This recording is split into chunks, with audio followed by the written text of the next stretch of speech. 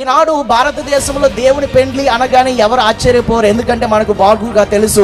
ఎందుకంటే భారతదేశంలో ఉన్న హైందవ సహోదరులు ప్రతి సంవత్సరము వారు ఇష్టపూర్వకంగా ఆరాధన చేస్తున్న దేవతలకు, దేవుళ్లకు, అవతార పురుషులు అనబడుతున్న వారికి పెళ్లిళ్ళు చేసే కార్యక్రమం ఉన్నది.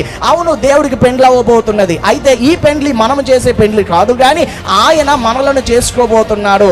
మనకు పురాణాల్లో ఆలోచన చేస్తే బ్రహ్మదేవుడి కోసం మాట్లాడుతూ, బ్రహ్మదేవుడు ఒక కుమార్తెను నిర్మించాడు, సరస్వతి అని.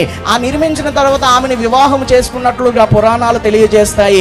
అయితే చాలా మంది క్రైస్తవులు దాన్ని వ్యతిరేకిస్తూ కుమార్తెను పెండ్లి చేసుకోవడం ఏమిటి అని చాలా గేలి చేస్తూ ఉంటారు. అక్కడ ఆలోచిస్తే ఆయన నిర్మించిన సృష్టి ఆ సరస్వతి, ఆయన నిర్మించుకున్న జనాంగమును దేవుడు పెండ్లి చేసుకోబోతున్నాడు అన్న సత్యము పురాణము తెలియజేస్తుంది. పురాణాలు, ఇతిహాస గ్రంథాలు, భారతదేశంలో ఉన్న వేద గ్రంథాలు అన్ని చాలా శ్రేష్టమైనవి. ప్రతి గ్రంథములో కూడా చాలా సత్యము దాగి ఉన్నది. అది మనం అర్థం చేసుకునే విధానములు అర్థం చేసుకుంటే మనకు బాగుగా అన్ని అర్థం అవుతాయి. కాబట్టి బ్రహ్మదేవుడు అనగా సృష్టికర్త.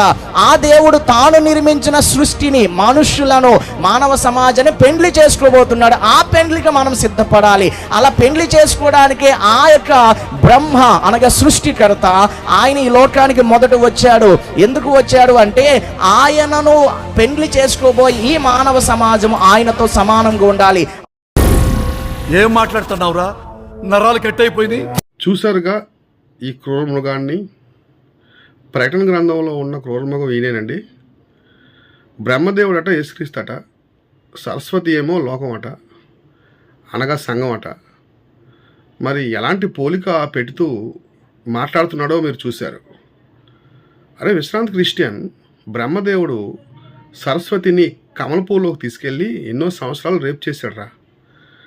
మరి దాంతో అంటే బ్రహ్మదేవుడిని యేసుక్రీస్తు పోల్చడం ఏంటి? దీన్ని బట్టి తెలిసిపోతుంది నువ్వు క్రూరమృగం అని. కనుక ఇలాంటి వారికి బుద్ధి చెప్పండి క్రైస్తవ సమాజం.